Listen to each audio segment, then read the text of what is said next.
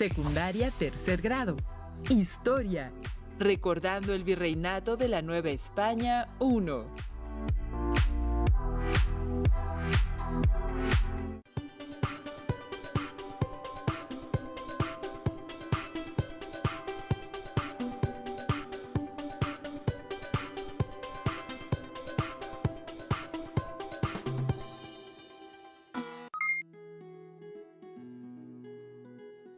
Sean bienvenidas y bienvenidos a una sesión más de Aprende en Casa 3.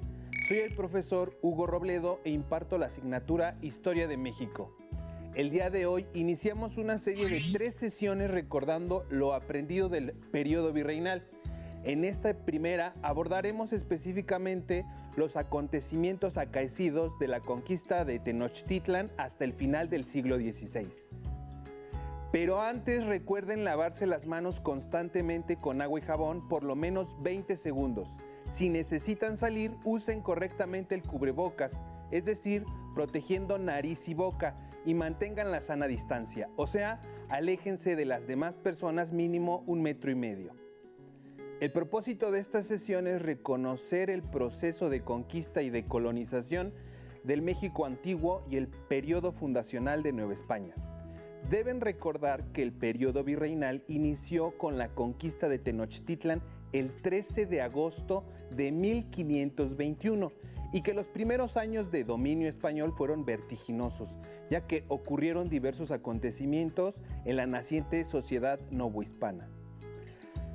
Para alcanzar el propósito de la sesión, la he dividido en 4 ámbitos de estudio: político, económico, social y cultural. Les recomiendo que tengan a la mano una libreta y un bolígrafo para que hagan sus anotaciones. También pueden utilizar su libro de texto para que consulten imágenes o los temas en particular. Vamos a iniciar la sesión indicando 2 conceptos importantes del periodo virreinal: conquista y colonización. Como pueden ver en la diapositiva, conquista se refiere al efecto de controlar mediante la fuerza armada o militar un territorio o posesión. Pueden apreciar en la imagen un detalle del Códice Florentino, donde se observa cómo los españoles y sus aliados rompen el cerco mexica en el lago de Texcoco. En esta otra diapositiva vemos que la conquista también se basó en la violencia, el terror y la crueldad. Apreciamos el códice llamado Manuscrito del Aperreamiento. En él observamos cómo se utilizaba a los perros en la conquista. En esta otra diapositiva se define el concepto colonización, que supone el establecimiento de una colonia o grupo de personas por parte de un país en un territorio ajeno o alejado de sus fronteras. En la imagen del Códice Florentino vemos cómo un grupo de españoles ya establecidos en la Ciudad de México reciben a un grupo de indígenas. En esta otra imagen apreciamos el desembarco de algunos colonizadores españoles en el puerto de Veracruz y traen consigo productos y animales nunca antes vistos en Mesoamérica. La introducción de estos productos y animales son considerados también parte de la colonización. Ahora que tenemos más claros los conceptos de conquista y colonización, podemos continuar con el primer ámbito de estudio del periodo virreinal, el ámbito político. Seguramente recuerdan que el ámbito político se refiere a las formas de gobierno y a la organización de las instituciones públicas. Como ya he mencionado, el periodo virreinal inicia con la conquista de México Tenochtitlan y un antecedente importante a este hecho son los viajes de exploración. ¿Recuerdan cuáles fueron? Se los diré con esta diapositiva. En 1517 zarpó de Cuba don Francisco Hernández de Córdoba. En 1518 de la misma isla incursionó Juan de Grijalva. Y en 1519 Hernán Cortés se dirigió a explorar más allá de Cuba.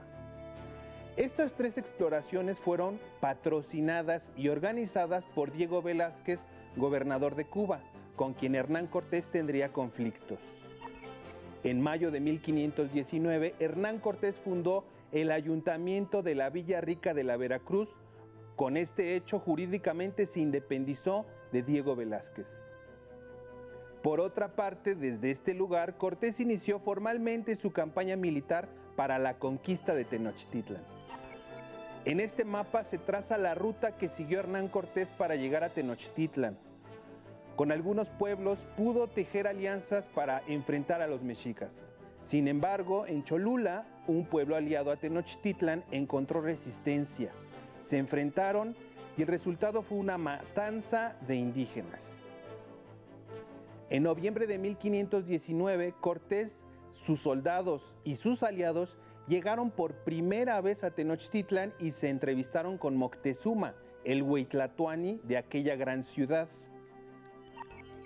Después de la llegada de los españoles a la ciudad mexica, Moctezuma les ofreció alojamiento en el palacio de Axayácatl.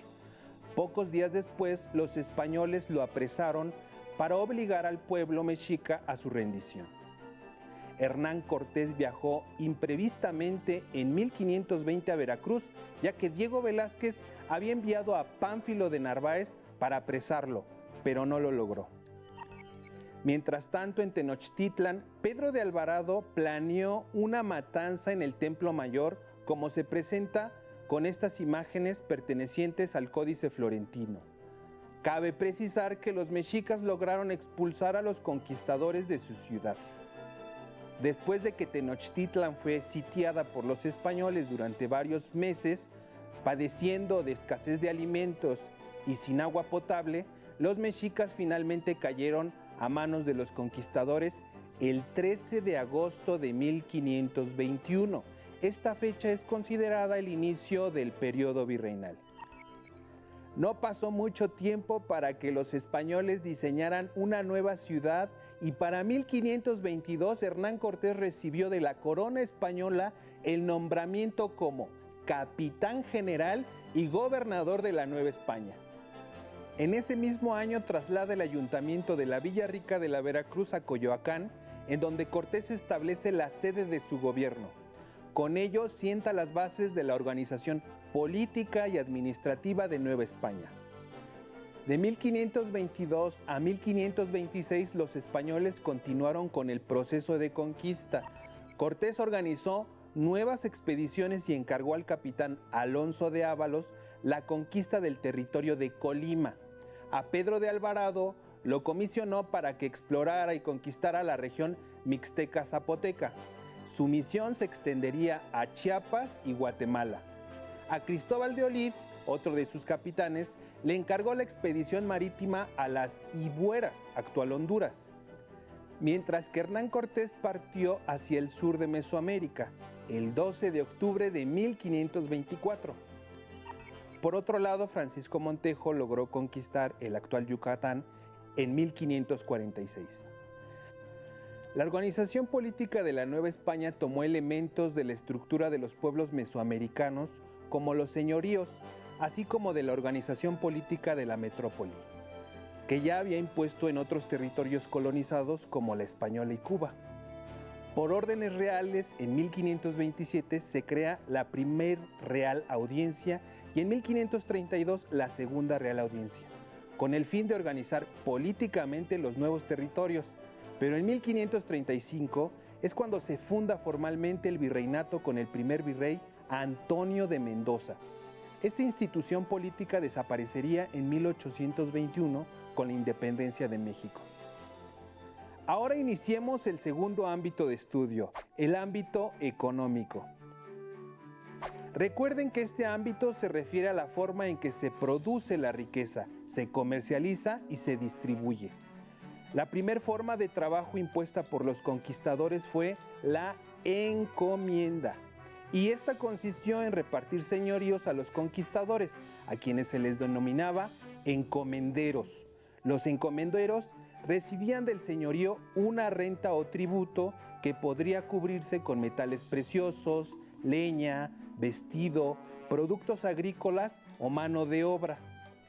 Los encomenderos conservaban gran parte del tributo para sí y una porción era para la corona. El compromiso que los encomenderos tenían era proteger al señorío y evangelizarlo. Los encargados de recopilar y entregar el tributo a los conquistadores eran los gobernantes de los pueblos llamados caciques. En estas imágenes podemos ver cómo el encomendero recibía el tributo. Una parte era para él y otra para la corona. En esta otra imagen apreciamos que si el tributo era poco o los indígenas no entregaban lo correcto, los españoles los sometían incluso hasta la muerte.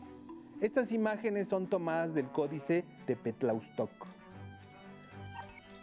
Como pueden apreciar, la primera organización económica tomó como base la organización política del señorío e incluso el cobro de tributos. Hay que recordar que la principal actividad económica de Mesoamérica fue la agricultura y su principal alimento era el maíz.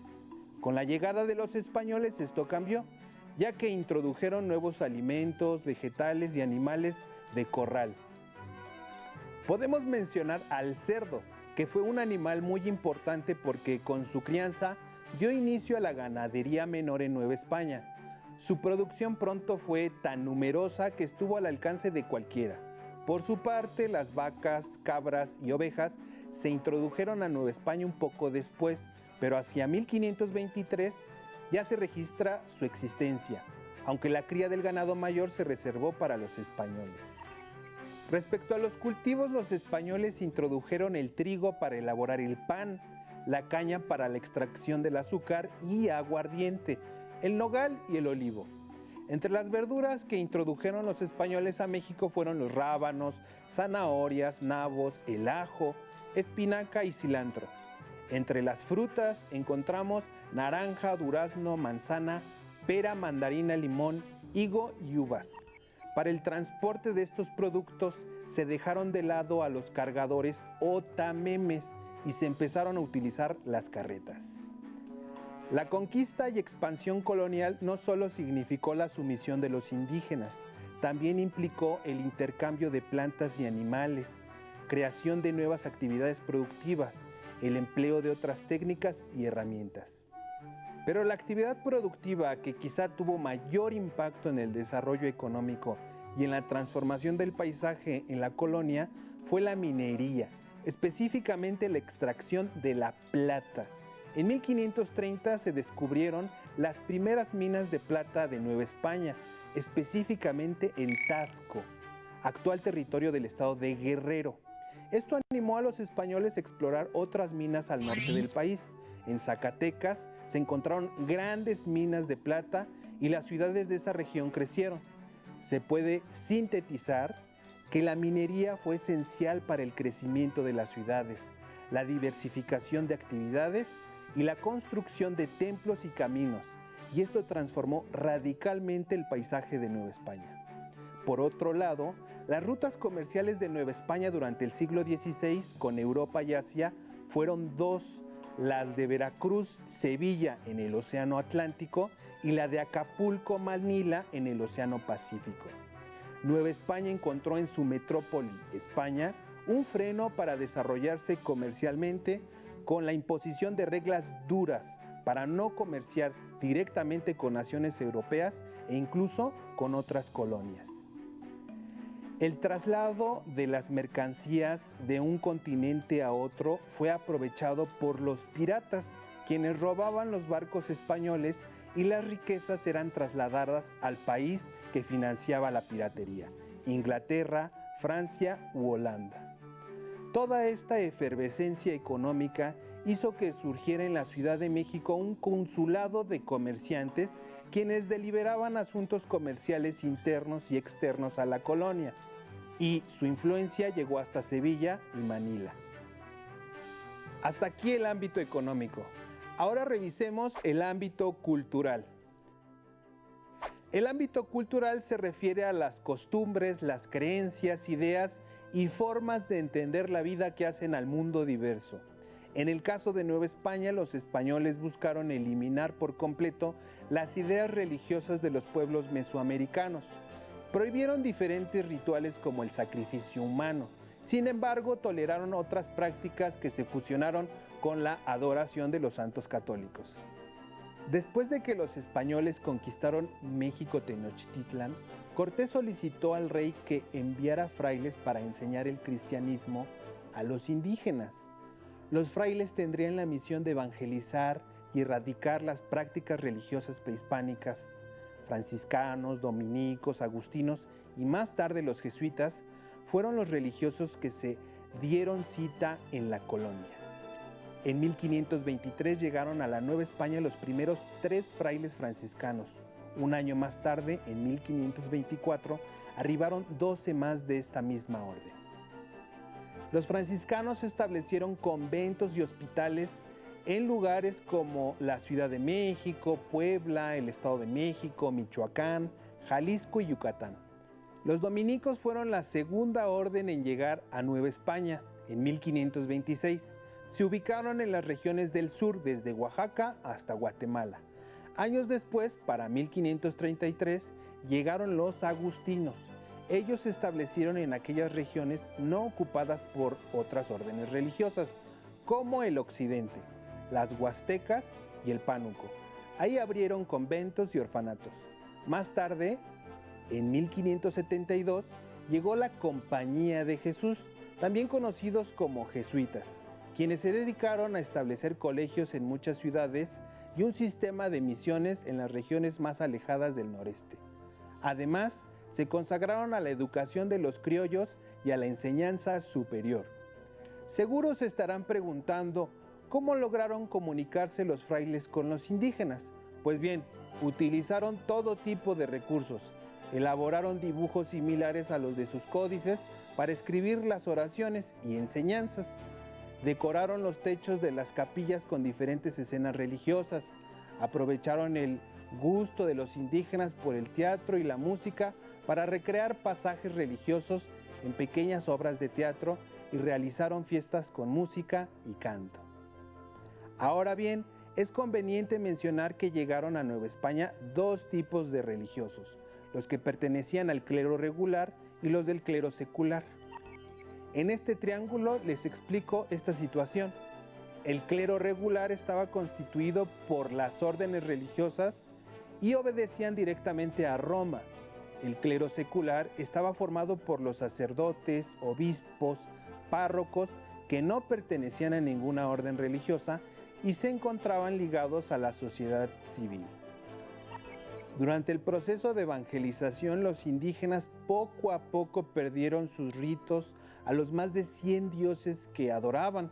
Algunos indígenas aprendieron latín e incluso se volvieron frailes o sacerdotes. El catolicismo vino a cambiar el pensamiento religioso de los pueblos de Mesoamérica. Ahora revisemos el ámbito social. El ámbito social se refiere a la forma en que se organizan y relacionan las personas en un tiempo y espacio determinado. La población originaria del México antiguo registró un drástico descenso demográfico en el siglo XVI, principalmente por la propagación de enfermedades como el sarampión y la viruela, las cuales eran desconocidas y por tanto la población originaria no tenía defensas para combatirlas. Esta situación y la necesidad de poblar la naciente Nueva España fue lo que motivó la llegada de inmigrantes de diferentes partes del mundo, aunque las causas de la llegada de unos y otros obedeciera a diferentes intereses. Los españoles y otros europeos fueron los primeros inmigrantes que llegaron de manera voluntaria a Nueva España. Las leyendas sobre las grandes riquezas del Nuevo Mundo atrajeron a la población de Castilla y de otras regiones de España y de Europa. Así, otro grupo de inmigrantes fueron los africanos. María Elisa Velázquez Gutiérrez, en su artículo La raíz africana en México, refiere que los primeros africanos llegaron con los exploradores y conquistadores de América, tal y como lo muestra el Códice Azcatitlan en la imagen. Los africanos llegaron a Nueva España comprados como esclavos por autoridades españolas civiles y religiosas, fundamentalmente para desempeñar labores domésticas.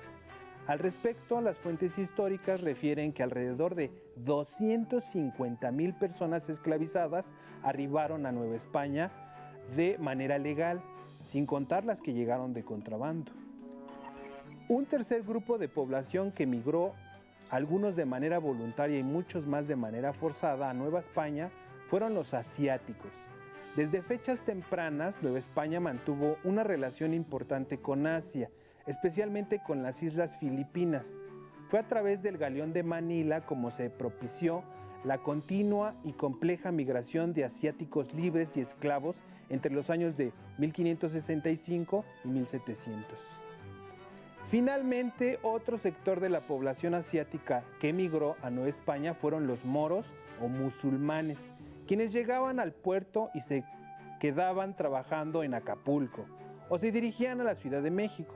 La condición para que esta comunidad pudiera permanecer en la Nueva España fue que se cristianizaran. La presencia de personas europeas, africanas y asiáticas en la compleja sociedad novohispana originó no solo el encuentro e intercambio cultural entre indígenas, africanos, asiáticos y españoles, sino con el tiempo el mestizaje étnico, así como las intenciones de los españoles por reforzar un sistema de estratificación social basado en el origen étnico a través de la denominación de castas. Hasta aquí el ámbito social. El propósito de esta sesión fue reconocer el proceso de conquista y de colonización del México antiguo y el periodo fundacional de Nueva España. Como vimos, los primeros años de la vida virreinal fueron diversos y dividirlos en sus ámbitos de estudio nos ayuda a analizar cada uno de mejor forma. Conocerlos es conocer parte de nuestro pasado y nuestro presente, ya que muchas cosas de la cultura virreinal hoy las seguimos practicando. El reto para el día de hoy es que elaboren un mapa conceptual con las principales características económicas, políticas, sociales y culturales de Nueva España en el siglo XVI. Recuerden que en su libro de texto pueden obtener más información sobre el tema. En su casa seguramente tienen revistas, libros o tal vez un teléfono inteligente con el que pueden investigar más acerca de estos procesos históricos en Internet. Listo, terminamos, pero aún nos queda mucho por explorar y descubrir, así que nos vemos pronto aquí en Aprende en Casa 3. Hasta la próxima.